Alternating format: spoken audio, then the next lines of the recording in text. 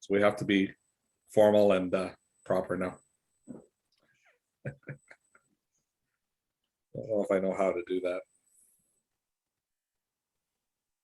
It helps to have a beard. Yes, yeah, that official and formal look. Oh, they're coming in droves. Hello to everyone that's joining us. We'll start the webinar in about 3-4 minutes. Just let people join in, and we'll keep you informed when we're going to start. We're up to 50 already. Wow.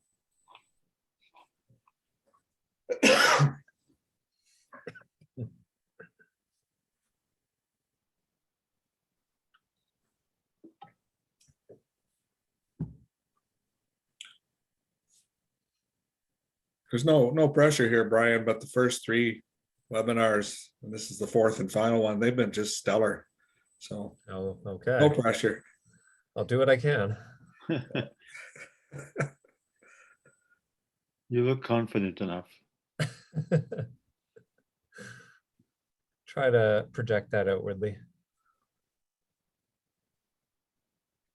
I still find it tough to speak to a big audience through Zoom when I can't, I can't see them in that, but you kind of realizing, gee, there's like 200-300 people out there sometimes, and you're talking, Yeah. and you kind of feel, gee, I shouldn't have shorts on, or I should have something other than track pants on. No, not that I'm wearing that today.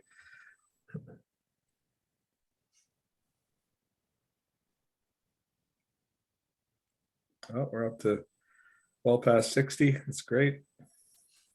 Hi, everyone that's joining. We'll start in a couple minutes. We'll just give a little more time for people to connect.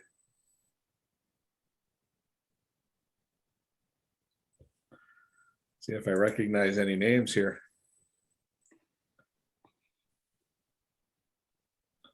Justin Trudeau. Oh, no. Oh, that's not.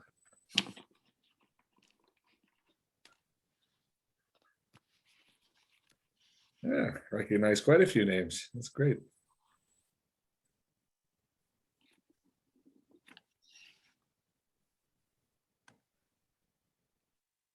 Wow. Excellent. Well, we're up to 70 plus. That's great.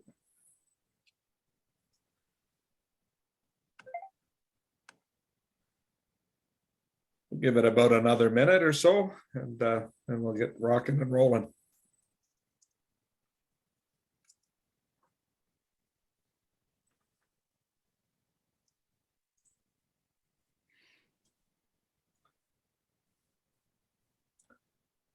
And all the recordings, when we put them on our YouTube channel, these webinars, they get hundreds and hundreds of views afterwards too. So, uh-oh, here goes my dog. Shh.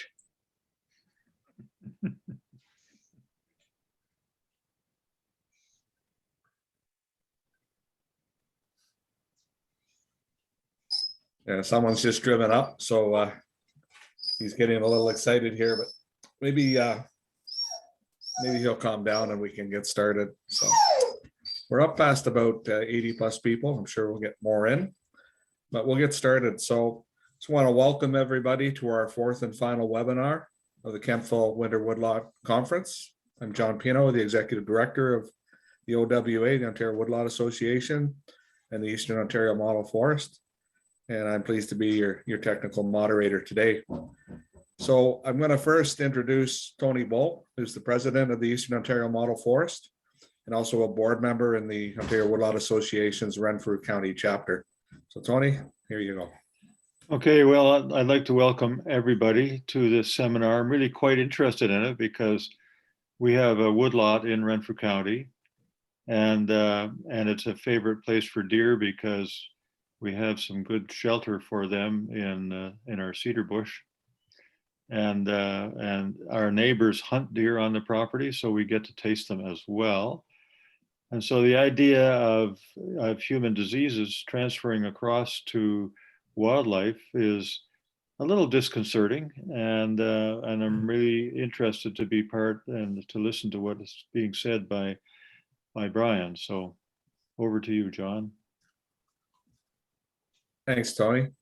And I'll next introduce Dorothy Hamilton, who is on the board and the executive of the Eastern Ontario Model Forest, and also the director of our Stormont, Dundas, and Glengarry chapter in the Ontario Woodlot Association, to introduce our guest speaker. Dorothy. Thanks, Ron. First of all, I'd like to welcome everybody to our fourth and final webinar to the Kemptville Winter Woodlot Conference. And also thank Elizabeth Holmes for suggesting that Brian come and speak to us today. We always do have a wildlife component within the conference, and so very happy to have Brian. So Brian Stevens is a wildlife pathologist for the Canadian Wildlife Health Cooperative, Ontario Nunavut region. Brian attended the Ontario Veterinary College for his veterinary and pathology training. After graduation, he moved to New Hampshire to work as a pathologist at the State Laboratory on the University of New Hampshire campus. There, Brian worked with researchers and biologists on projects including investigating naturally occurring infections of Canadian lynx in Maine, determining the significance of winter tick infestation of moose in multiple New England states, and the normal microscopic anatomy of, I believe it's pronounced nudibranch, or sea slug, species off the coast of New Hampshire. In 2018, Brian returned to Canada to work for the CWHC and continues to collaborate with researchers investigating anticoagulant rodenticide exposure in raptors, snake fungal disease in Ontario snakes, parasitic disease in rodents, and many other projects. Today, Brian will be speaking on the major diseases of concern in Ontario wildlife. And with that, I hand it over to Brian. Thanks, Dorothy. So I'll get my screen up here. So hopefully everybody can see that now. So today I'm going to talk about diseases of concern to Ontario wildlife. And if it wants to go, there we go. Before I get into that, what I wanted to first talk about was just what the CWHC is. So who the Canadian Wildlife Cooperative is, who do I actually work for? So we're a across Canada nonprofit organization. It's made up of people like myself, pathologists who study disease, but there are also wildlife biologists and researchers who are looking at different diseases in wildlife, as well as other aspects of wildlife and the environment. And our main goal is wildlife disease surveillance. So we get our funding through governmental agencies, specifically to figure out what's going on in wildlife, why they're dying, what diseases they're carrying, and is it a concern for the wildlife itself, or is it a concern for people who are working with the animals or the public at large? We also do quite a bit of research. Dorothy went over a few of the projects that we're involved with. And that's across Canada. So we are here in Guelph, but we also have centers in Saskatchewan, Montreal, PEI, Calgary, as well as out in BC. So we're right across Canada. And then we'll also work with governmental agencies to enact policy change if necessary when it comes to some of these diseases. So you may be asking what we can actually do to help out for someone like yourself. And there's a few things that we do because we are looking at disease surveillance. I'm here at the University of Guelph, but I'm not going to be out there in the environment and finding these sick and dead animals across the province. So if people do see animals out there, then we want to hear about them. So we do have an easy way of contacting us. If you go to our website, if you just Google CWHC, you can find our website quite easily. And we do have an online submission area there. And you basically just click on it and submit information about a sick animal or dead animal that you have found. And if you do find dead wildlife, then we can also bring it in and actually do diagnostic testing on it. So we would do a necropsy. And a necropsy is just an autopsy on an animal. And I would perform that and try and determine why the animal died. And there's no charge or anything associated with that. As I said, we get this funding to do this work. So it isn't anything that you would have to worry about getting charged for anything that's happening with this animal once it comes into us. And I'll just also give you our contact information. So we have our online reporting tool, but I know not everybody is going to want to do that because it is something that you'd have to submit it and then wait possibly a day or two, business day or two before we get back to you about it. We can also have you call our toll-free number there or email us directly. And I often tell people that if they are finding something, let's say it's a bird at a bird feeder that you're concerned about being sick, and you're able to take pictures of it, then actually sending us those pictures as well is useful, because then I can see exactly what you're seeing and potentially give you a little bit more information about what's going on with that. So now we'll move on to the rest of it. And I wanted to give everybody a warning. Because I am a pathologist, I work on dead and diseased wildlife. So there will be pictures coming up of internal organs. There will be pictures of blood. So there is a picture later on of the head of a dead rabbit where it was bleeding from the nose. And there's other pictures like that. So if you are at all squeamish, then it may just be best to listen for the remainder of the presentation. There shouldn't be a lot of these pictures for you to see, but there will be the occasional one. And on the next one may give you a kind of an idea as to the sorts of things you'll see. So I'll give you just another few seconds for anybody who wants to turn away. And then I'm going to pop into the meat of the talk, which is about different diseases of wildlife. And I tried to focus on major ones that I thought were concerning, either because they're concerning for people or concerning for wildlife as a whole. So just to give you an idea of some of the diseases we see, hunters will send in samples or pictures at the very least. So this was from a moose that a hunter had shot. And as he was cutting through the meat, he came across this abscess here. And that's a pretty typical look for an abscess in most animals. That kind of green-yellow pus tinge is pretty normal. This is a Massasauga rattlesnake in the top middle here, and it has what's called snake fungal disease or ophidiomycosis. And that's a common fungal disease across the province, and I'll talk a little bit about that later on in the talk. This is a double-crested cormorant with Newcastle disease, and then this is a coyote with some oral papillomas, they're called, which is caused by a virus. But I'll start with the wild cervids, so deer and moose in particular here. And we'll start with a couple that were making news over the past few months. So SARS-CoV-2, the causative virus of COVID-19, was detected in deer. It was first detected in the US a number of months ago, and they first detected it as an exposure. So they had taken blood from these deer and found out that they had antibodies to the virus.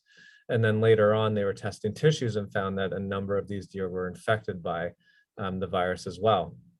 So the good news for the deer is that at this time, there really isn't any clinical symptomatic cases. So these deer are not like people where they're getting sick, they're not having pneumonia, they're not dying from the virus at this time. So at least the good news for the deer is that as they are getting infected, they're able to clear the infection without too much of an issue. The one question we have about this disease in deer is it's unclear how they're becoming exposed, because realistically, deer and humans will come into contact once in a while, but they don't usually have a lot of direct contact, especially not to the degree that they have seen in certain US states with the deer being infected. So I think it was in Iowa, they had something like over 30% of the deer they tested were infected with the virus. And that's a huge number for the amount of contact you'd expect for these between deer and human. So it's possible that they are picking it up somewhere else, possibly from wastewater.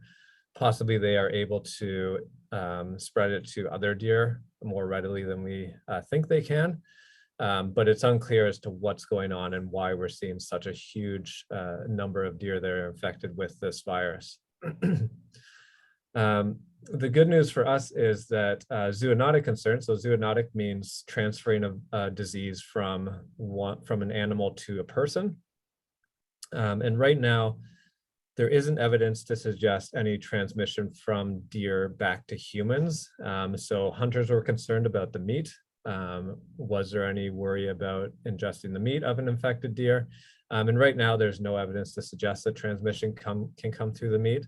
And we were recommending any hunters when they were field dressing the deer to wear proper personal protective equipment. So things like disposable gloves, having a mask, having an eye protection. The mask and eye protection is more, if you are field dressing, there could be blood or tissue fluids that are going to splash up and potentially get in your eyes or mouth. And that could be a way to transmit the virus. And that's why we were recommending that protocol to try and protect yourselves.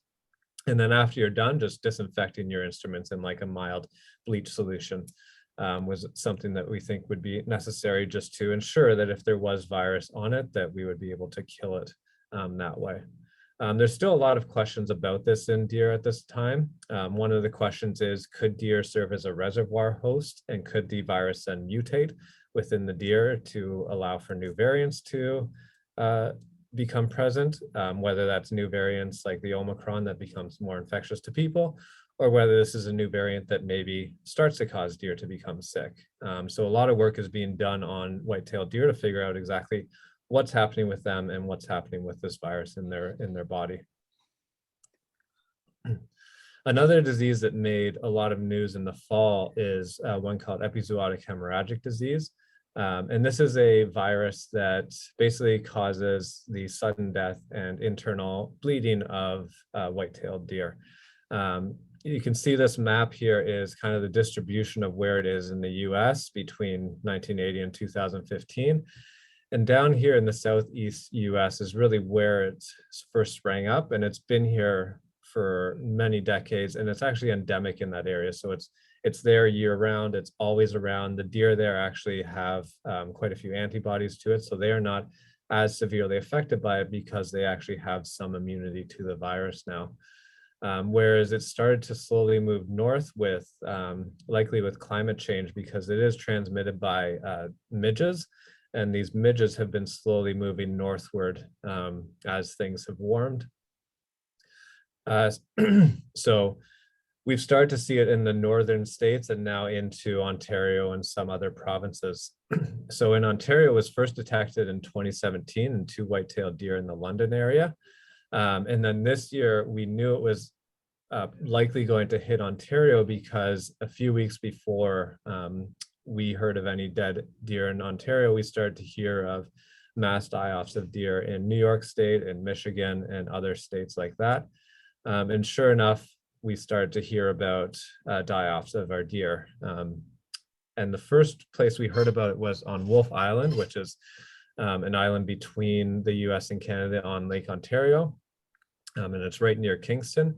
And depending on who we talked to, there were between 40 to 60 deer on that island that were being found dead in a very short amount of time, within a few days. And then we started to hear about deer in the Kingston area and surrounding area.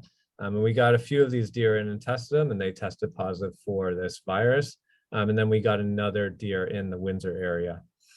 So this is something that is likely going to become an issue for our deer herds over the next few decades.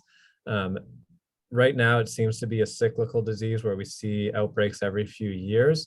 But eventually, I think we're going to get to where the Southeast US is, where it just becomes a virus that's here all the time. And eventually, our deer will likely develop immunity and be fine in the long run. But it is something that we are monitoring right now, and we may have to do more work on it going forward to support our deer populations if it does affect them severely.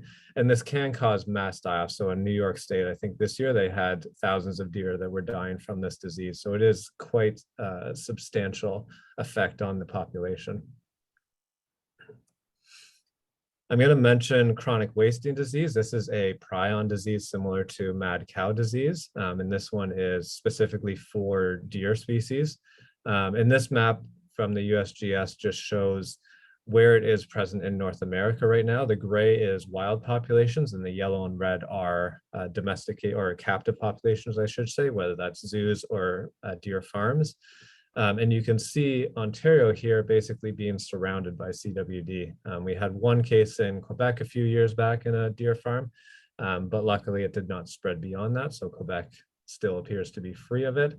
But it just moved into Manitoba. The first cases were discovered earlier this year. And you can see all the bordering states, Wisconsin and Michigan and Pennsylvania down here, and even a little bit of New York State.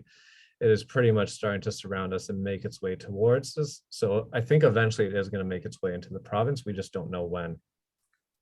And we're doing ongoing surveillance. So I test every single deer that comes in. OMAFRA has been testing captive deer that are sent to slaughter. And the Ministry of Natural Resources also goes out during hunting season to then collect samples from hunters to test. And so far, Ontario has remained free of this disease. But again, this is something that could affect deer and hunters in the future. We don't know yet if this disease can be transmitted to people, but mad cow disease can be. So there is a concern that it's possible this could be transmitted to people, but no work has proven it to this point. And then because this is probably the most common thing I get asked by hunters, I'm just going to mention parasites in wild cervids. And so hunters, after they've shot a deer, will be field dressing it, and maybe they'll see these little cysts in the lung or the liver, or maybe they'll be cutting through the muscle and find all these little yellow dots everywhere. So these are extremely common. These are tapeworm larvae, and there's 2 different species that will live in different areas of the animal. And realistically, the hunters want to know, is this a concern for me? Should I be worried about this meat? Can I eat it, basically? The good news is that there's a minor concern for that. And realistically, the chances of you eating one of these larvae and developing the adult tapeworm is pretty small. But it basically goes down to 0 if you are to cook the meat appropriately. So I usually recommend just anybody who has shot a deer or a moose that they prepare the meat and cook it adequately. And then even if there are larvae in there that you're not aware of, you've at least killed them in the cooking process. The major concern I have with this is actually people who are going to then see a cyst in the liver or lung or muscle or whatever and just toss that uncooked or undercooked meat to their pet dog. Because the final host for these tapeworm, I mentioned these are the larvae, the final host is a wild canid like a wolf or a coyote. So your dog will fit perfectly in that. So if you do throw this uncooked meat to your dog, they will develop the adult tapeworm, and then they start to pass eggs in their feces. And that basically just contaminates the area around your house. And there's a good chance that you may accidentally ingest one of these eggs that's in your environment. And then that's a concern, because if you ingest the egg, we can develop these cysts in our muscle, in our lung and liver. So it is a concern in that respect. But as long as you're not feeding uncooked or undercooked infected meat to your dog, then you should be safe on that end. But that's just something I like to point out to people to be very cautious about. So I'll move on to some other species now. And this next picture is where I talked about the bloody rabbit. So this first disease is called rabbit hemorrhagic disease virus. It has high mortality in a number of rabbit species. And it's something that we've seen in North America previously. BC will get sporadic cases here and there, but we haven't really seen it spread across North America until the past couple of years. So it was first detected in New Mexico and Arizona in 2020, and is very quickly spread out along the west coast of the US. And this map shows where it is throughout the continental US, and you've got the blue areas are domestic animals, so this could be pet rabbits or rabbits for meat, and the pink and orange areas are wild rabbits. So you can see that up through California into Texas, Colorado, we've got a number of different species. Even into Montana, we've got some wild species up there. And it has spread further in some of our pet rabbits. So Alberta had detected it last year in a couple pet rabbits, and then Florida, and you've got New York even over there. So this could have pretty severe effects for our rabbit populations here. So we are definitely keeping an eye out for this. If we hear of any dead rabbits, we usually try and get them in to do a necropsy on them and test them for it if possible. But in general, it's something that we're just kind of watching right now. It still seems like we're a few years away from it. We've still got time before it makes it to Ontario, we hope. But it's something we're monitoring right now because it does come with a high mortality rate. So it could devastate a lot of our rabbit populations depending on how severe it is when it makes it here. And then I'll mention Tularemia because this is something that we come up with once in a while, and it is a concern for people who come across these animals. So tularemia is a disease caused by a bacteria. We typically see it in our semi-aquatic rodents, so muskrats and beavers are the main two that we see it in. And I wanted to bring this one up now because we had an outbreak of it less than 2 years ago. We're coming up on the 2-year anniversary. So in March of 2020, when everyone went into that initial lockdown and we were all concerned about COVID, we had gotten a call from a researcher in the Crown Marsh area of Long Point that was seeing muskrats that looked sick and seeing a number of dead muskrats. So he was able to collect a few of these.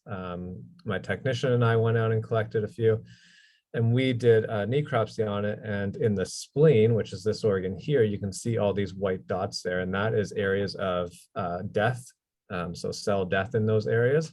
And that's a pretty common thing to see with this bacterial disease. So we sent it off to the federal lab in Winnipeg, and they were able to test it, and it came back positive.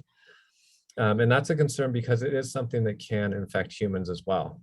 So as soon as we got the diagnosis, we contacted public health, who put out a press release in that area to let residents know that tularemia had been detected in muskrats, and to be cautious and avoid any sick or dead muskrats that they find, and also for their pets.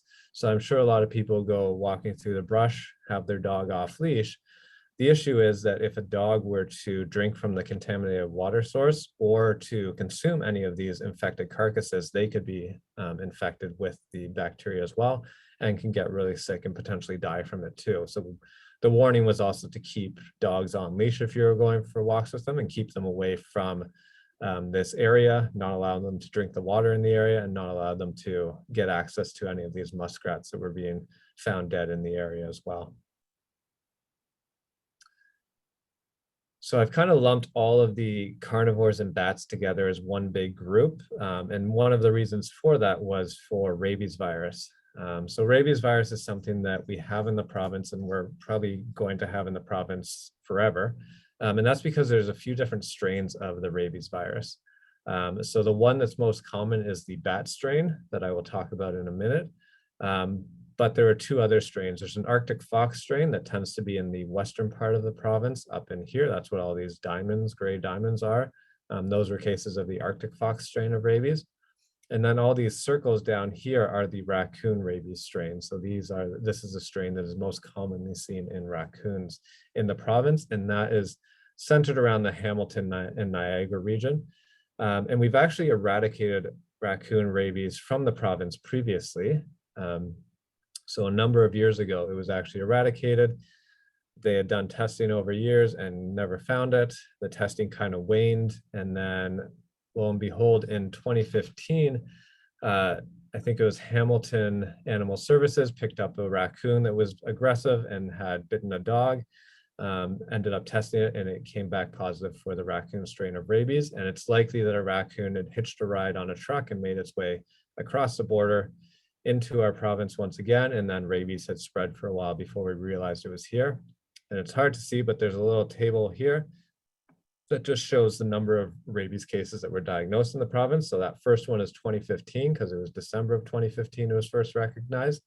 And then you can see 2016 is when they started to realize how widespread it was in this Hamilton Niagara region. The good news with the raccoon rabies strain is that the MNRF can vaccinate the raccoons in a way. They basically have these oral baits that they drop around, and then the raccoons and skunks and foxes will eat it, and they'll have some protection against the rabies virus, and that does decrease the ability of it to transmit. So they have been working at that, and you can see that the number of rabies positive cases has dropped significantly over the past 6 years. So that's one strain that is good news on our end, since we're getting it back under control. The bad news is that we have it in bats, and there's no way to really stop it from circulating in bats. We do a lot of testing here at the CWHC. We don't test all of them. If there is a human contact or if there is an animal contact, we won't get those bats, but we will test other bats that are not directly contacted with humans or animals. And you can see the red is where we have positives over the years, and the gray is the negatives. And you can see we get a handful up to a dozen cases of rabies in the bats throughout the years. So it is something that we see all the time. And this is why if we ever get a call about somebody having contact with a bat, we always recommend that you call public health and speak with them, because they are the ones that are going to assess whether or not that is a concern for you and whether or not you need post-exposure treatment for this. So I always recommend to people, if you do have any contact with a bat, it's in your house, your cat has caught one, contact public health. If your animal was potentially exposed, contact your veterinarian and kind of go from there. One disease that can look like rabies is canine distemper virus. We see outbreaks of this quite commonly, especially in the cities, because you have a lot of raccoons gathering close together. The virus is able to spread faster. So we do see outbreaks of this, and it can look a lot like rabies. There's a number of these animals will present with neurological symptoms. They will have seizures. They will have potentially walking around during the day and just not caring about what's going on, not really concerned about people in the area. And occasionally you'll see things like crusting of the eyes or thickened skin over the pads of the feet or on the nose. And this is typically canine distemper virus. So we will test these animals for both canine distemper virus and rabies virus, because you can have dual infections where they're infected with both. But just be aware that if you do see a raccoon that is acting oddly, then it may be this and not rabies. But you should still contact the Ministry of Natural Resources about it. They do have a rabies hotline that if you Google that, you can find it and let them know. And they will probably come out and dispatch the raccoon and test it for rabies just to be safe. This is a disease that is unfortunately fatal all the time. So them coming out and dispatching the raccoon at that point is more humane than anything else. This isn't the best picture, but it's the best one I had, but I just want to mention sarcoptic mange because that's something people will come across. It's most commonly seen in red foxes and coyotes, and you'll see just hair loss over the head, along the legs, along the tail, and this is a parasite that basically causes this, and they get a lot of crusting of their skin, and they're very itchy. Dogs can get it, humans can get it as well, but it's very rare in us and in our pets. And oftentimes these foxes will die secondary to starvation, because they'll usually be okay during the summer, but once you get into the winter with all that hair loss, you're not going to be able to keep as warm, and then the energy stores are taken away quite quickly. So it is something that people will see these balding foxes or coyotes around. And a lot of wildlife rehabilitators, if they're able to trap them, can treat this and release these animals again. And then I'll mention white nose syndrome because it is a disease that was in the news about a decade ago. Right now in Ontario, it's still here, but it's not causing the devastating effects that it did when it first arrived. So it was first diagnosed in 2010. And this is kind of the map of where it's present in North America. So it started out in the Northeast, moved into Ontario and other places, and kind of ballooned out from there. Made it into Newfoundland a couple of years ago, and has made it as far west as Montana and Western Manitoba. It did jump into Oregon, so I presume that somebody had accidentally transferred that back over there, because it shouldn't typically jump states like that. So I think that was an accidental transmission by somebody. But it is moving slowly across, and when it first hits a province or a state, it does devastate the populations, but it seems like they are slowly recovering over time. So hopefully that'll continue for our bat species. So I'm going to jump into birds now, and we'll talk a bit about bird feeder associated diseases mostly, because that's what a lot of people have questions about when I speak with them. So there's 3 types, and I'm not going to expect you to know each of these, but just to give you an idea as to what you might be seeing. The first one is called trichomoniasis, and it's a parasite. It's commonly seen in the summer months, and it's typically seen in finches and columbiforms, and columbiforms are pigeons and doves, but occasionally we can get it in raptor species. So this is just a list of the ones we've had over the past year. And you can see the last one I diagnosed was a peregrine falcon from Hamilton, and that falcon likely fed on an infected pigeon. The lesions that we see are typically in the oral cavity and in the esophagus or crop. And what you'll see if you're watching birds at the bird feeder, they'll look like sick birds, which means they'll be fluffed up potentially on their own. But what you might also notice with them is that they're having trouble eating. They may pick up the food, they may drop it, they may have discharge around their mouth, they may have kind of matted feathers around their beak, and they may have feed stuck around the feathers around their beak as well. And you may actually see them regurgitate or vomit as well.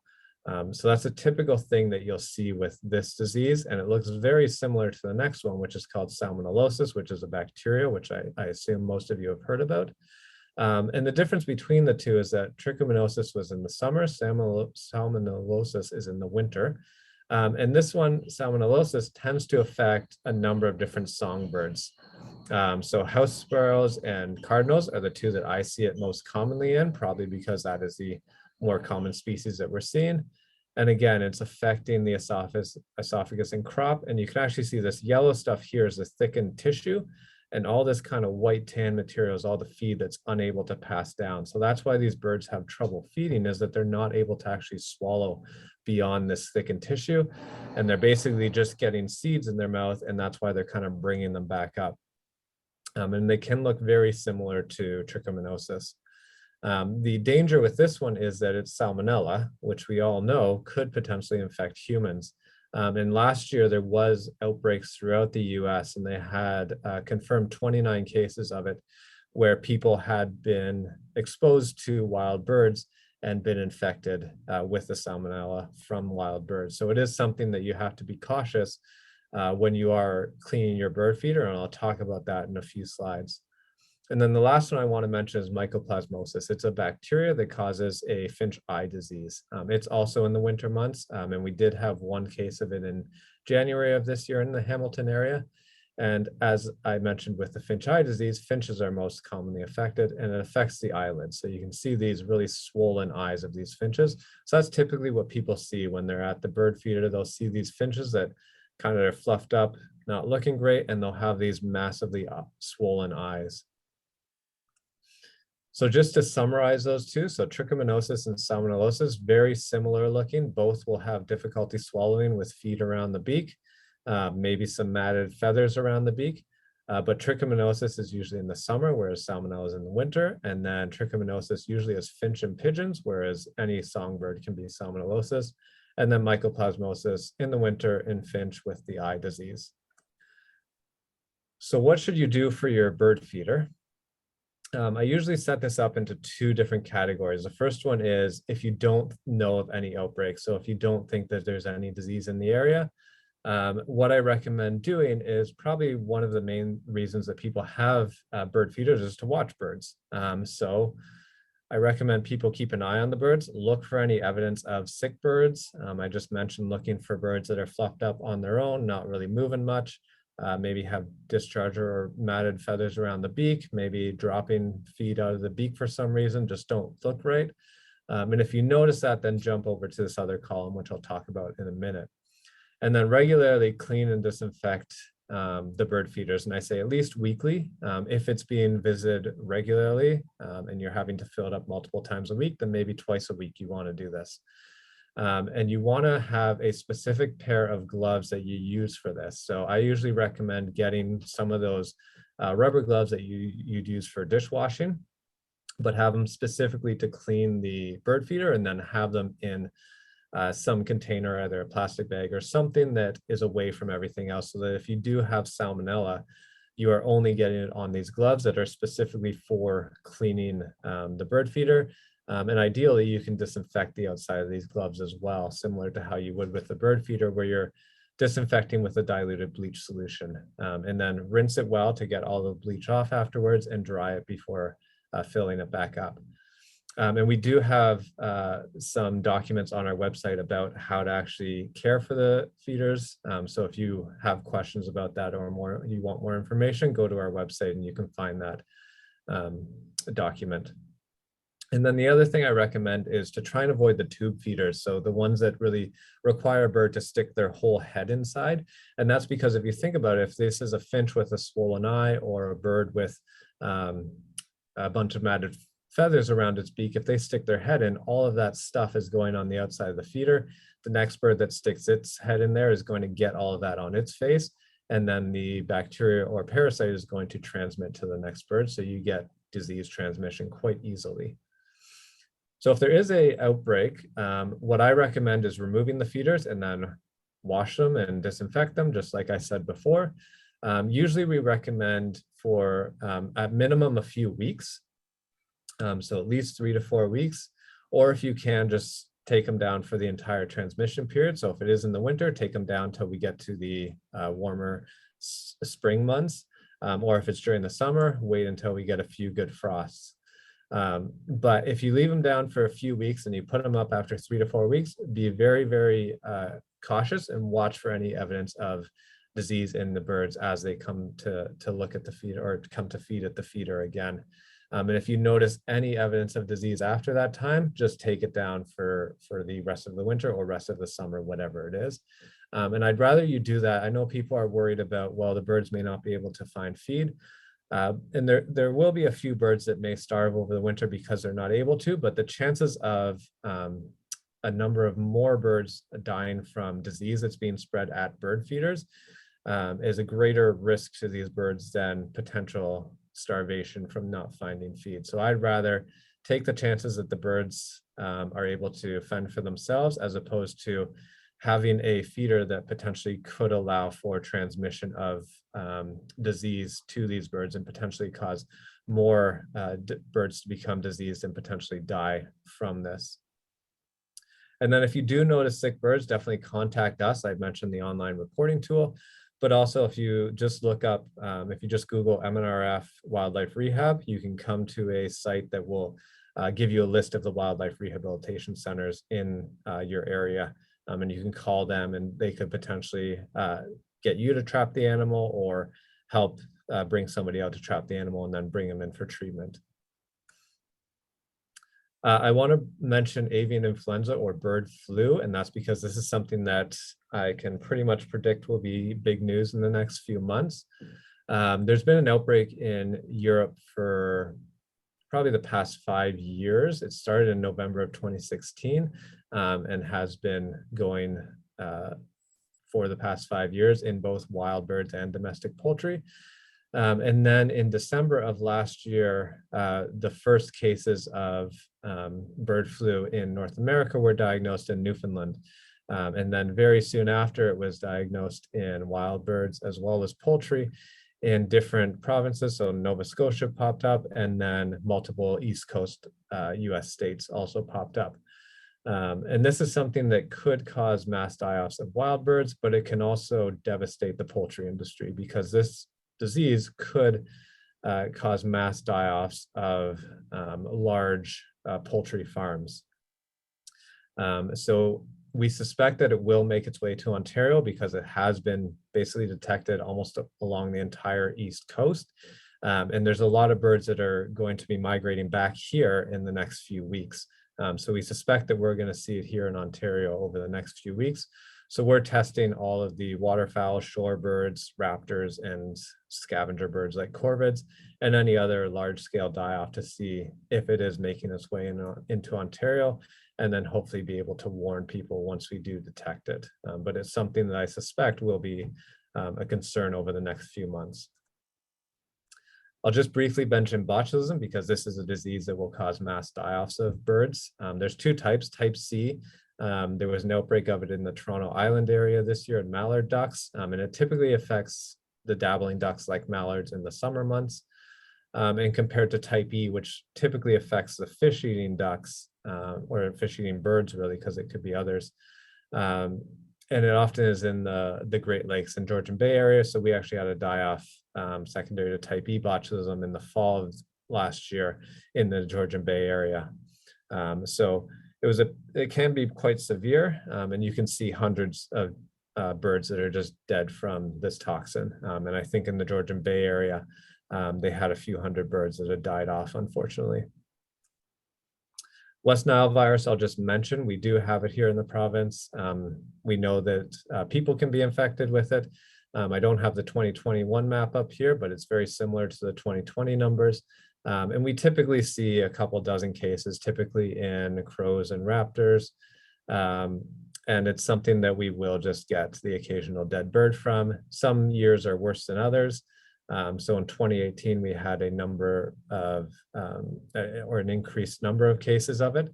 But in reality, we usually get a few dozen every year, and it's similar to what we see in people, where we get a handful of cases throughout the summers. And I'll just mention a couple reptile and amphibian diseases. So snake fungal disease is the first one. It affects the skin of snakes. The viper species, like a Massasauga rattlesnake, would be most susceptible to this. So there's been a lot of work being done over the past 10 years with this disease. And it was found that it's probably endemic in our snakes. So the vast majority of the snakes in the province, when they get this disease, they'll get some skin infection, but they actually are able to recover from it. So it doesn't seem to be a major concern for our snake species, but it's something we're keeping an eye on. And I just want to mention chytrid, which is also a fungal disease. We have one of the species, BD, in Ontario, and it affects the skin of the frogs. And the reason I bring it up is it's been one of the most severe diseases across the world. It has caused the extinction of a vast number of amphibian species worldwide, because when it comes into an area, it can just devastate those populations. And I wanted to bring it up as well because there's another species that affects salamanders called BSAL, and it's not present in North America at this time. But there is a concern that if it does make it in here, it could devastate our salamander and newt populations in North America. So there are task forces that are out there that are trying to minimize the risk of this making its way into the continent. And then I'm going to just quickly mention a couple toxins. So anticoagulant rodenticide, so that's used to kill rodents in homes, in businesses. And in 2015, the government had put in new laws that basically helped to control it a little bit better, because they realized that it was being used inappropriately and it was getting into our wildlife. So since that time, nobody had really looked into it. So we looked at raptors that were coming through our service and raptors that had died from other things like trauma were being tested. We tested 29 different species. Of those, 17 were actually shown to have been exposed to this toxin. And out of all of the raptors we tested that year, over 60% tested positive for them. Not all of them died as a result of this toxin. There were a handful that did. But one thing we don't know about this is with these raptors that have the toxin in their body, we don't know if it's having other effects on them. We don't know if it's having subclinical effects where they're more prone to disease, or maybe it changes their behavior. So I think a lot more research is needed to be done to see, is this actually having effects on our raptors? Is it affecting their breeding? Anything like that. So more research is going to be done on this, and we'll try and get in on some of it to figure out if it is going to have long-term effects or not for our wild raptor species here. And then the last one I want to mention, this is because I see it very commonly in a few species, is lead toxicity.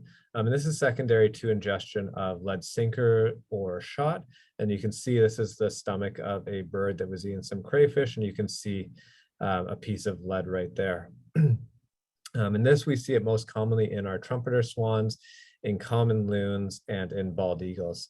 And typically what it causes, it affects the nervous system. So they will have seizures and things like that, but also affects the nervous system of the gastrointestinal tract. So it actually stops feed from going through.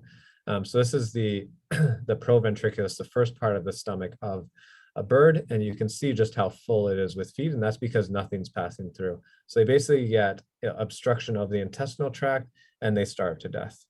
And then the other thing it can do, and this was the heart of an eagle, is that it can actually cause necrosis or death of the muscle tissue.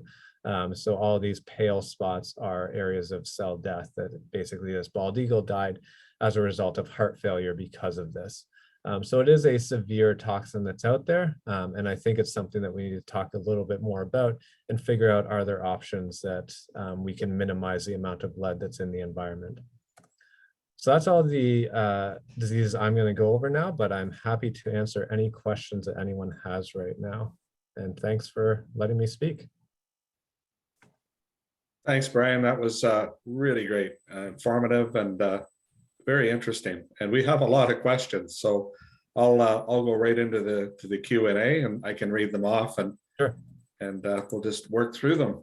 And I think there's a few in the chat. If people want to ask more questions, if you could use the Q&A, that would help me to moderate a little more efficiently. So here's the first one from Adam. It's more of a comment. Cedar bushes are very relevant, I guess, to deer in southern parts and eastern parts of Ontario townships. It's a food source, of course. All right. And Carrie asks, what variant of the COVID virus are deer testing positive for? So as far as I'm aware, they've tested them and they found the original COVID. And then after that, it's whatever was basically in the human population at that time. So they've detected the Alpha variant previously, and I believe they detected the Delta variant at one point as well. The Omicron variant is too new, so I don't think they've detected that at this point, but basically any variant that people have had, they've probably detected in deer at some point. Okay, great. Thanks, Brian. Adam asks, he just more of a statement, 50 to 60 deer deaths in one area sounds incredulous. Yeah, that is a lot, I guess. Yeah. Done. Okay. And Peter asks, can RHDV2 rabbit hemorrhagic disease be transmitted to humans via consumption, even if cooked from domestic or wild stock? So there's no evidence that rabbit hemorrhagic disease virus can be transmitted to people at all. So there's no concern right now for humans. I always say right now because who knows what can change in the future, but there's no evidence that people can be infected with that virus at all. Right. Thank you. And Kat asked, how is hemorrhagic disease spreading in pet rabbit populations? So that I'm not entirely sure about. Some of that I think is movement of animals. So whether that's in the pet industry or within rabbitries that raise rabbits for meat, just moving those animals between areas. Some of this too is that it could potentially be in the wild population as well. And then if you have your pet rabbit outside, they could come in contact with a wild rabbit that potentially has it. But I suspect it's more movement of rabbits or movement of people. So if people were to go down to, say, the southwestern US, potentially come in contact with an infected rabbit or an area with an infected rabbit, and then go home and they have rabbits at home, they could potentially transmit the virus back to their own rabbits at home. But I don't know if anyone knows for, say, the cases in New York State that's far away from everyone else. I'm not sure if they know exactly how those rabbits became infected. Mm-hmm. Okay. And Kathy asks, why do we wait for the disease to come into the country? Is there anything we can do to halt the spread from moving into areas not affected? So it depends on the disease. So for something like, let's say, the chytrid, the bee sow, there are task forces that are out there that are trying to stop the disease from making its way in. And that is easier to do because they can then help control border crossing areas where if salamanders are imported illegally, then those can be taken away and then isolated and quarantined to ensure that they don't have that fungus. The concern is when you have other things like bird flu, it's almost impossible to keep that out of different countries because birds migrate over insane amounts of areas. So birds that are migrating in the Arctic are going to migrate between Europe, Asia, and North America. And then there are birds that are going to be up in the Arctic that migrate from North American Arctic down the East Coast, and then others that move across. So with that amount of wildlife movement, it's hard to control those diseases over time. And Peter asks, do you see mange in squirrels? Can it be cured? Some squirrels at my feeder have hair or fur loss. Yeah, we do see mange occasionally in squirrels as well. And it can be cured, but the best way to do it is to get them to a wildlife rehabilitation center, and then they would have drugs that they could treat the squirrel with. So it is curable, and occasionally squirrels will get over it as well. Just like any disease, some animals are able to fight it off on their own. Some are worse than others. So even with a little bit of hair loss, some squirrels are fine throughout their life. But yeah, if they are able to be trapped by a wildlife rehabilitator or taken to a wildlife rehabilitator, then it can be treated. And here's from Kat. The CWHC reporting tool has an option to report healthy wildlife sightings. Under what circumstances do you want those reports?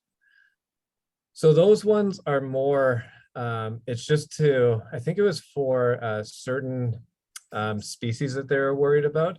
That one I don't know as much about because the national office that is in control of that, they will often put that out, and I don't always remember from myself which ones they're looking for, but a lot of it was they were looking at bat species they wanted reported, and certain other species, just to see what's out there in the environment. I don't think that we are looking for a lot of those right now. Right now we're focused on the disease aspect of it. So I wouldn't worry too much about reporting healthy animals, unless there's something specifically on our website that says, if you see these animals, please report them. The one thing I will say different from that is that if you see any wild pigs out there, you can definitely report that to us, but I'd also say report that to the iNaturalist website, because wild pigs is something that we are concerned about in the province as well. And the Ministry of Natural Resources is working to try and prevent those from spreading on our landscape. So if you do see wild pigs at all, definitely report them to the Ministry of Natural Resources, and they do have an iNaturalist website for that. See, we've got a little piece on the wild pig situation in our upcoming issue, the Ontario Woodlander, for the March issue. So Nice. it's great, big concern there. Here's from an anonymous attendee. Are bird feeders increasing transmission of diseases and how to prevent that? So anytime you have animals congregating together in a small area like that, it's going to allow for disease transmission. It doesn't matter whether that's bird feeders, it doesn't matter whether that's feeders in your yard for deer or any other species. They definitely can increase the transmission.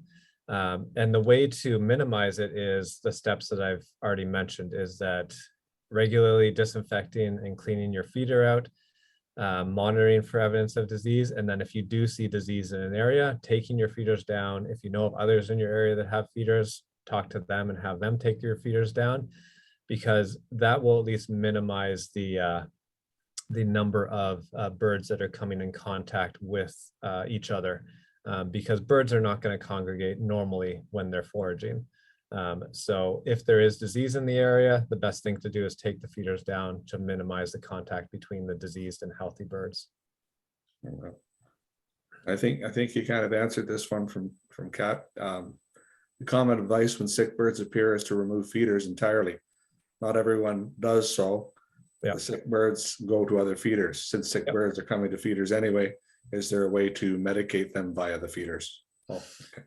So there's no way to medicate them via the feeders, really. And the reason I say that is because you have to know what they're infected with, and it depends on whether it's a bacteria or parasite or whatever it is.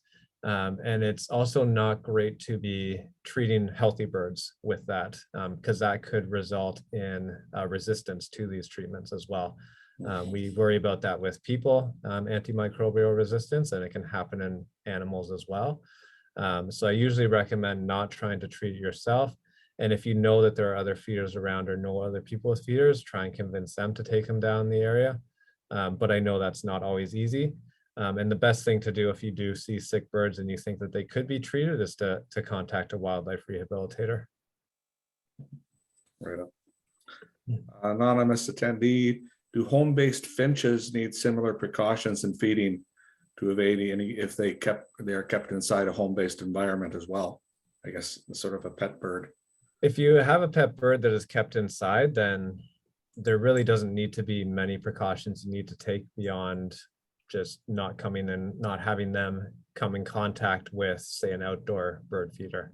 So if you have an indoor finch and you have an outside bird feeder, just making sure that when you're bringing that bird feeder in for cleaning, that your finches are kept away from it and that they're not coming in contact with anything that's on that outdoor bird feeder. Thanks. And from Peter, is there truth or just rumors that the Guelph Wildlife Bird Clinic is in jeopardy of losing funding? I assume you mean the Vet College Avian Exotic Service. And that is truth that there is funding that is being taken away from it. I don't personally work with it at all. I mean, I work with the people there, but I don't have any say on what happens with the funding there. So if you do have concerns about the Avian Exotic Service for the veterinary college, I'm sure there are many people you can reach out to. I don't have them on hand, but yes, that is true that the service that does look after birds as well as wild birds at the Ontario Vet College is potentially going to be lost in the next year or so. We've still got quite a few more here. Brian, are you okay to keep going? We're at the top I'm of the okay hour. to keep going, yeah. Okay, great, thank you. So Kathy asks, with the bird feeder infections, how do the birds get infected at the feeder? I understand. Oh, sorry. Go I ahead. understand transmission is easier at the bird feeder, but where are they getting infected? Yeah. So just like with diseases in people, not everybody who has the bacteria or parasite is going to be severely affected by it. So you do have birds that are going to be out there that are what we call asymptomatic shedders. So for Salmonella is an easy one to think about.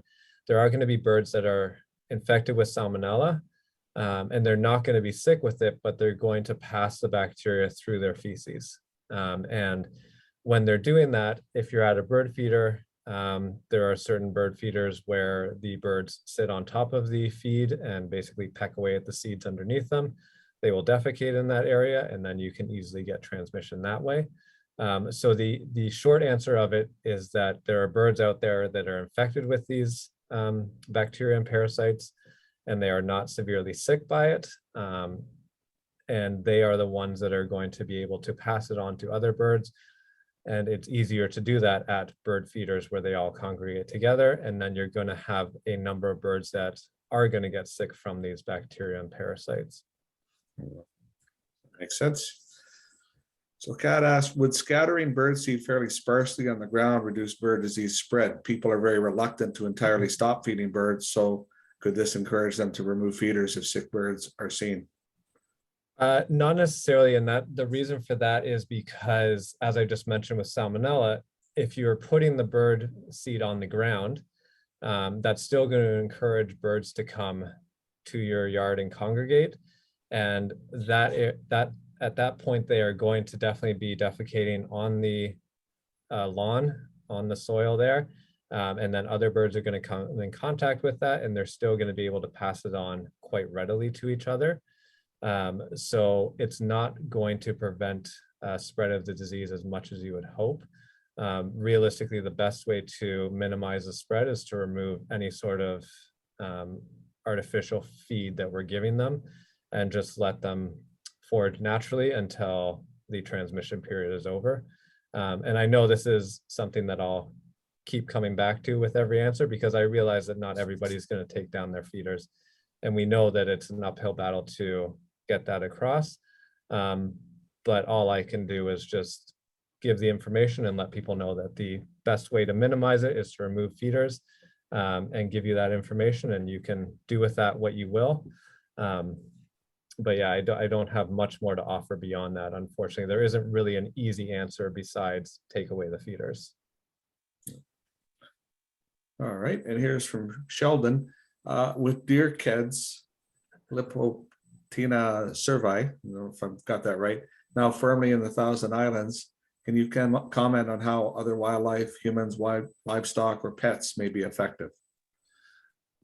So I don't know as much about that because it's not something that I see all that often. I mean, it's something that I think we'll just have to wait and see how it actually spreads, and whether or not it actually affects other species. I don't know enough about its spread beyond deer to other species and humans. So unfortunately, I'm not going to be able to give you much information on that. I would have to look into it more because it's not a parasite that I deal with on a regular basis. So it's not something that I really know as much about. I'd never heard of it before myself, but Nicole asks, what about Lyme disease transmission and occurrence? So Lyme disease is transmitted by ticks, and it's going to be transmitted by the deer tick or the black leg tick. And that's something that we have across the province. And the best way that you can minimize your risk of Lyme disease, and I mean, I can't really comment beyond that, because what I can tell you about Lyme disease in wildlife is that it doesn't appear to affect wildlife the same way it does humans. We don't see evidence of severe Lyme disease cases in wild species like we do in humans. So the best way is to protect yourself with things like wearing long pants that are tucked into your socks to prevent ticks from getting underneath and into your onto your skin directly. Having things like certain insecticides that you can either spray on yourself to prevent ticks from getting on you, and then basically disrobing as soon as you get home and doing regular tick checks is the best way to minimize the risk of infection. And if you do see ticks, I'll put in a plug for a website that's out there. I believe it's called eTick. And it's basically a website that's run by experts, and you can basically take a picture of a tick that you found and upload it to them, and they have experts that will speciate that tick based off of the picture, and then they'll plot it on a map, and it kind of shows where these different ticks have been found across the province. And you can see with the blackleg tick that it's basically everywhere across Ontario. So pretty much with that, we're going to have Lyme disease likely in those areas as well. But the best things you can do is just prevent ticks from biting you. And there's many websites online that give you suggestions on how you can do that. But again, it's not something I deal with a lot because wildlife don't appear to be as severely affected by the bacteria as people are. Just a question from Paul, follow up on the Lyme disease. Why isn't Lyme disease spread through eating venison? So Lyme disease, I'm trying to think of how it typically is spread. It will get into the blood, but it's not something that, again, I don't think it's circulating as easily in deer as it is in people. And I also, from what I know about it, I don't think that the bacteria is able to survive as readily when you cook it. It would definitely kill the bacteria. And I think even if you ingest it, I think it is one of those bacteria that can be killed quite readily by our normal digestive system. So I suspect that that's the reason. I've never actually looked into it to think about it, but it's a bacteria that's really transmitted from tick bite directly into the blood. So I suspect that it has more to do with the bacteria itself and how it's normally transmitted and how susceptible it is to things like acid that is not transmitted through meat. But I've never actually looked into that, truthfully. Yeah. Right on. From Myola, I thought that at least in Ontario, it had eliminated or outlawed lead sinkers. There are alternatives. Bismuth is one. Yeah, I don't know as much about lead sinkers. I thought they had as well, but the issue is too, lead sinkers are something that is going to stay in the environment. So even if you outlaw them, they're still going to be at the bottom of ponds and lakes for many, many decades. So even when you do outlaw something like a lead sinker, it is going to stay in the environment for a long time. And then there's also going to be people who, regardless of whether it's outlawed or not, are going to still use those. If they have a bunch of them, or if they really enjoy their lead sinker, then they will continue to utilize them. So I think if you're right and it has been outlawed, which is definitely possible, then hopefully that will help with lead toxicity over the next few decades. But it's something that we're still seeing a number of cases. I can tell you this morning I did 2 trumpeter swans, and I suspect lead toxicity in both of them. So it's still quite common in our wildlife. Yeah. Okay, and then from Steve, do you have recommendations for dog owners whose pets are off leash in wildlife areas? periodic anti-parasite medication? Yeah, I mean, talk to your veterinarian about it, but there are topical solutions that you can put on your dog to help prevent tick bites. And dogs can be affected with Lyme disease. And the other thing to talk to your vet about, there is a vaccine for Lyme disease for dogs. It works relatively well to prevent severe disease. It won't prevent infection. So that's something I'd say talk to your veterinarian about, any preventatives or vaccines related to Lyme disease and ticks. Yeah. And from Art, is brain wasting disease still prevalent in deer and moose? I assume you mean chronic wasting disease, which is, it basically does cause issues with the neurological system.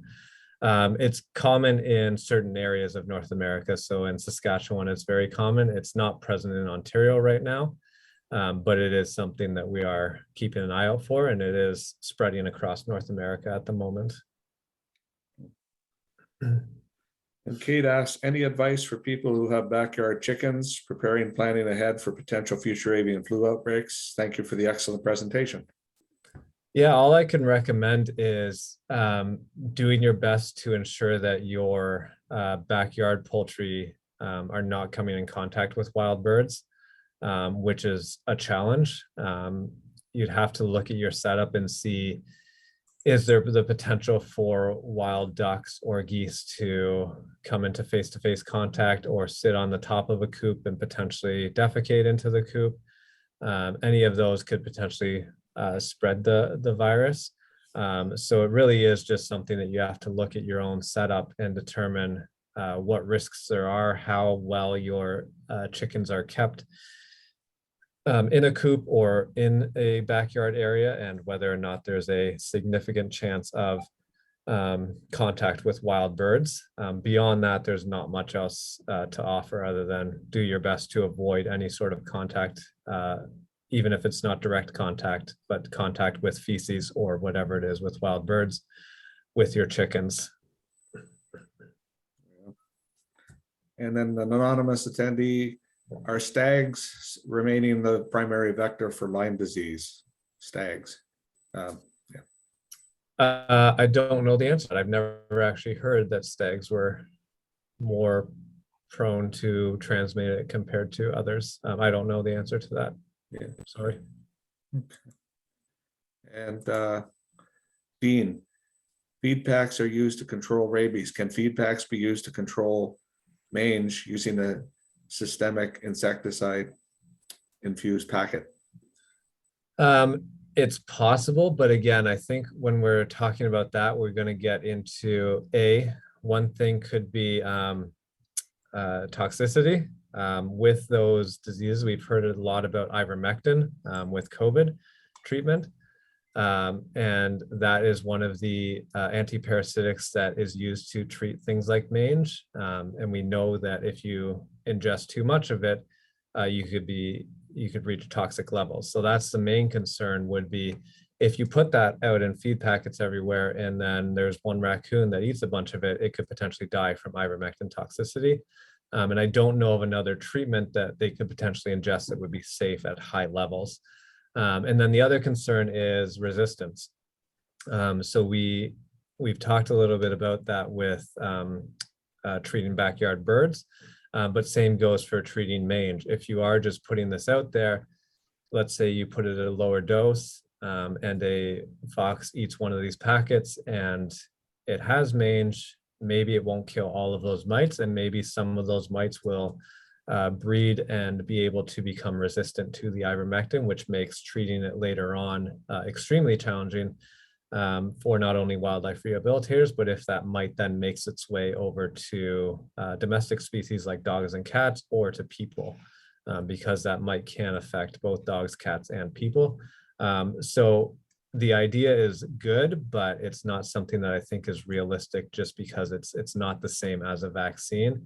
The toxicity aspect of it is a little bit too challenging to overcome, I think.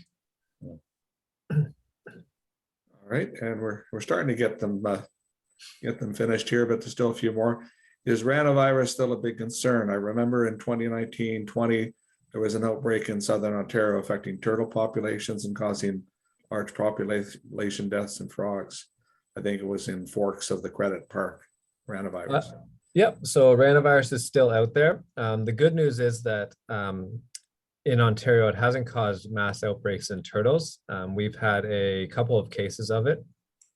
So there was cases in snapping turtles a few years back, and I think there was a painted turtle as well, but it was only a handful of cases here and there. And it appears that turtles are not as susceptible to disease from ranavirus. It is still out there and it will still cause mass die-offs of juvenile frogs, and we get outbreaks of it pretty much every year. So it is still a concern out there. And I don't know if there is an answer to it. I think it's something that is just going to be present, and it will every year, every couple of years, cause a mass die-off of juvenile frogs. The adult frogs tend to have immunity to it and aren't as severely affected by it. And that's partially because of where it affects the frogs. But yeah, it is still an issue in Ontario. And from anonymous attendee, is there any concern with bats spreading COVID SARS-like viruses? Not at the moment, because from what we've been able to tell, the North American bats are not susceptible to infection with the SARS-CoV-2 virus. The species of bat, the horseshoe bat in Asia, that was thought to be the source of the virus, is a different, I believe it's a different genus, if not even a different family of the bats that we have in Ontario. So there has been a lot of work done on bats in North America and whether or not they can be infected and whether they could spread it. And there's no evidence that they can at this time. Interesting. Very interesting. And Monica, there seems to be a lot more turkey vultures around now.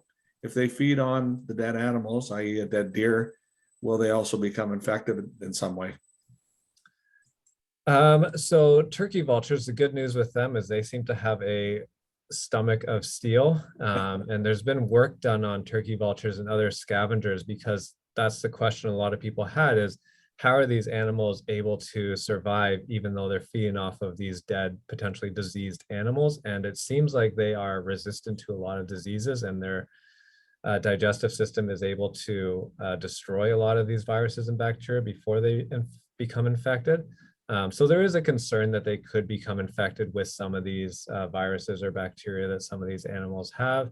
One that I would be worried about is bird flu, and whether or not they would be as a species that could be susceptible to it as they feed on dead waterfowl that have died from it or something like that.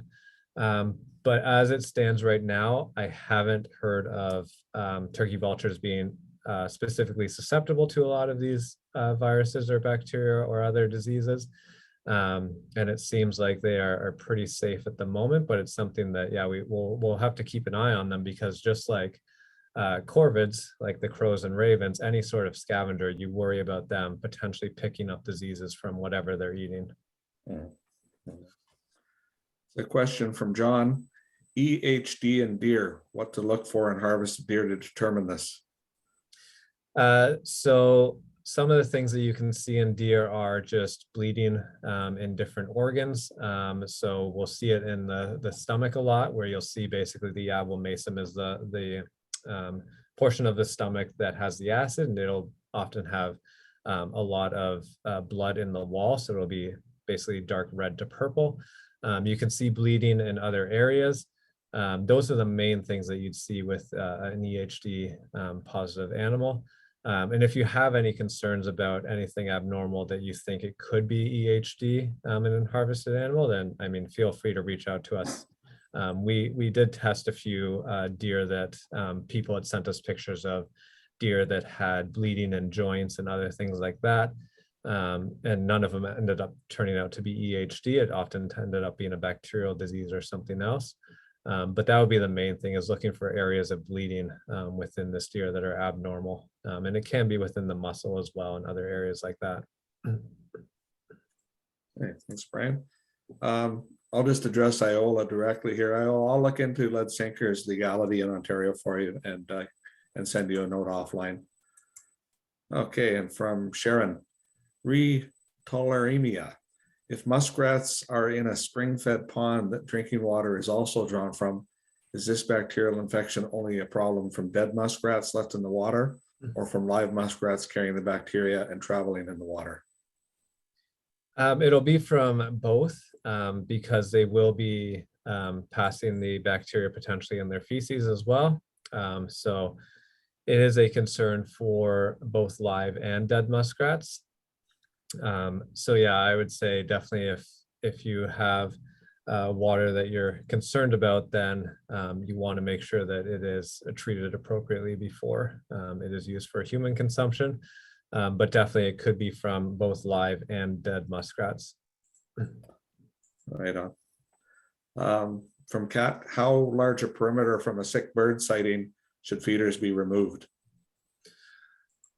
That is a good question. And the answer probably depends on what the normal range of the bird affected is, and I don't know the answer to that. I usually tell people to remove their own feeder, and then if they know of people in the general neighborhood where these birds are visiting, to ask them to remove their feeder, at least make them aware of this disease you've seen. And that would be probably as best I could do, is just kind of your general neighborhood. And if you want to go beyond that, you're more than welcome, but I wouldn't stress about it too much. It's something that I would hope that most people with bird feeders are keeping an eye on birds, and hopefully be able to recognize that there are sick birds out there and maybe change what's going on with their feeder and take it away, or at least contact somebody for advice on it. But that's a challenging question, because it really depends on the species of bird and how far they're traveling to get their feed. Right on. Thanks, Brian. Just more comments here at the end from Vicky. Thank you for this informative presentation. It is reassuring to know someone is tackling and studying all of this, though a little scary.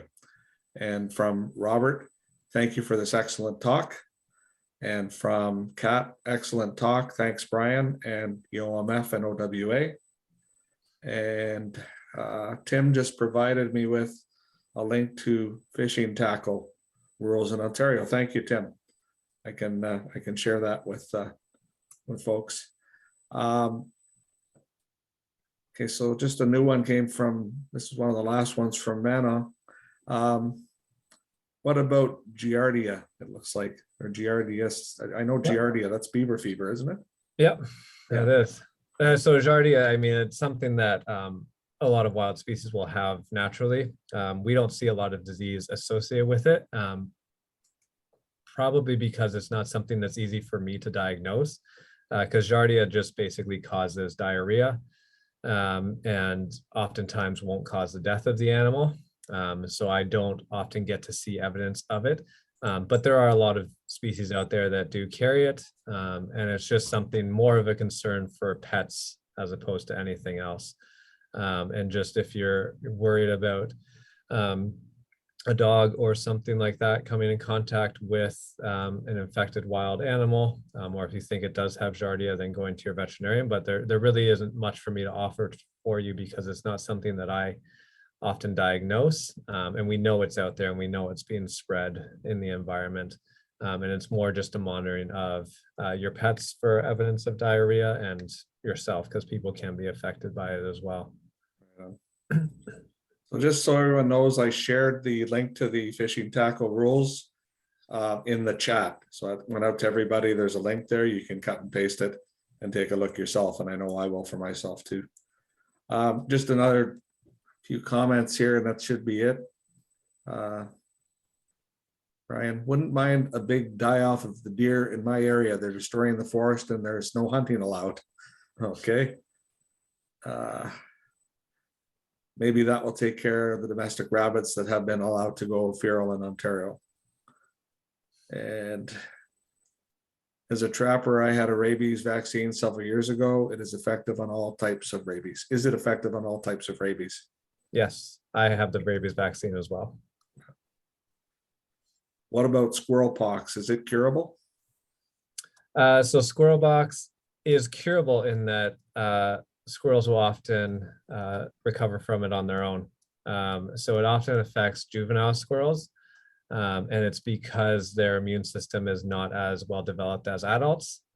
So oftentimes, just like I showed the early picture of the coyote with the papillomas in the mouth, that's also a viral disease. And often the squirrels will be able to fight off the virus and recover from the pox virus that they are infected with and recover completely. So yeah, so it is curable, but it's basically let nature take its course and let the squirrel recover itself. Or if it's severely affected, sometimes they will go into rehab and they'll give them supportive care while the squirrel recovers. And two final comments. We really need to stop feeding and giving salt to deer. And also, thank you for these workshops. And one final question. Any advice for a new trapper on how to get more involved with animal research organizations? Yeah, I mean, if you're a new trapper, reach out to the Ministry of Natural Resources. They are doing different projects at times, and they often are looking for different trappers in different areas. If there are associations, I know there are some hunter and trapper associations in different areas. So getting involved with some of those associations, because if there are research projects going on, the ministry may reach out to them and then they'll reach out to trappers in the area. And then, yeah, I mean, those would be the main things. And then just look to see what's going on in either with CWHC or other wildlife organizations and see what kind of research they're doing. But that would be the main thing, is getting involved with some sort of local trapper organization, because if there is research being done, researchers are probably going to go reach out to those organizations to see if they can find trappers that will work with them on their projects. So that would probably be the easiest one. And I don't have any off the top of my head because I've never worked specifically with them, but I know there are a few out there. Yeah. And if you're not able to find them, you can always reach out to the ministry and see if they know of any that they could put you in contact with. Thanks, Brian. Well, that's it. There's no more comments or questions, just lots of interesting discussion, and thanks for sticking around beyond the time, and more thank yous and excellent presentation comments coming in. Thanks, everyone. So just want to point out our sponsors and thank them. There's a shared screen up there for the 35th Kemptville Winter Woodlot Conference. We appreciate the generosity. And this has been a really fun and enjoyable and informative 4 weeks. And I want to thank Dorothy, who headed up the committee, and all the committee members to organize this. And I'll turn it over to Dorothy to say some final words. Oh, just a similar comments that John had.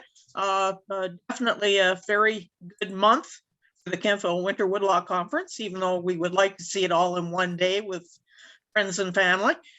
But I think today we learned we're not only being invaded by insects and diseases on our trees, we've got a lot to look at beyond that with respects to our wildlife. So I thank everybody for coming to all the webinars over the month, and I thank Brian for coming today. As I say, great presentation.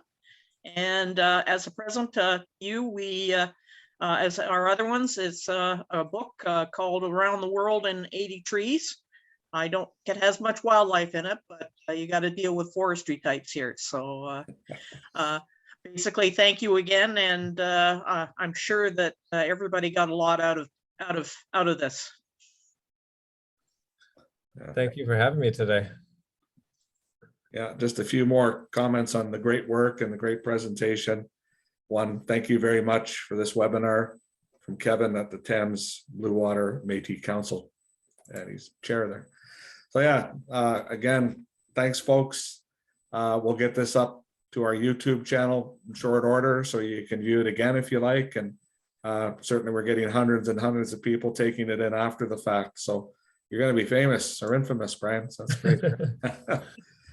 So thanks, everyone. Thanks, Tony. Thanks, Dorothy. Thanks, Brian. And to all our audience, have a great day. Thank you. Thank you. Signing off.